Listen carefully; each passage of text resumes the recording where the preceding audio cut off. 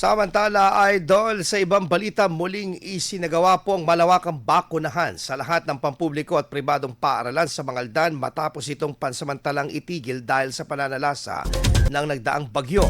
Sa ilalim po ng programang Bakuna Eskwela, libreng itinurok sa mga kabataan ang bakuna laban sa human papillomavirus at measles, rubella, tetanus at diphtheria bilang proteksyon laban sa mga sakit na maaaring makapinsala sa kanilang kalusugan.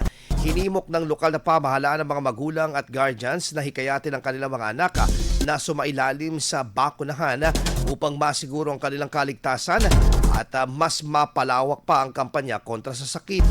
Ayon sa Municipal Health Office, patuloy ang kanilang layunin na mapataas ang bilang ng mga kabataang protektado at mabawasan ang insidente ng mga sakit na maaaring maiwasan sa pamamagitan ng tamang pagbabakuna.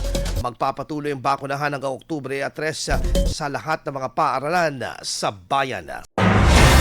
IFM News. IFM News. IFM News.